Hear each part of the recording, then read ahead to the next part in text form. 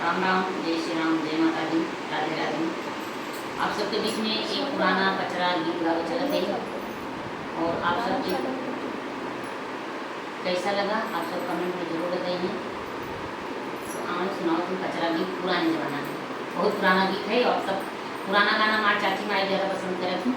तो आप सब सुनिए। नीमिया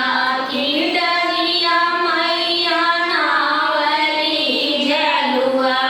होती झूली झूली ना मैया गाए लागी गीतिया होती झूली झूली ना मैया गावे लागी गीतिया होती झूली झूली ना झूलत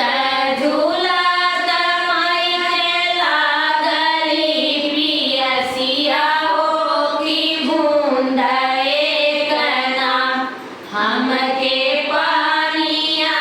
पियाव मालिन बूंद एक ना हमके पानिया पियाव मालिन बूंद एक ना कैसे के पानिया पियाए मोरी मैया होगी मोरे गोदिया ना बाटे बालका नदनवा होगी मोरे गोदिया ना बाटे बालका नदनवा होगी मोरे गोदिया ना बालका सुतार मालिक सोने के पटोलवा होगी बूंद एक ना हमके पानिया पियाव मालिन बूंद एक ना हमके पानिया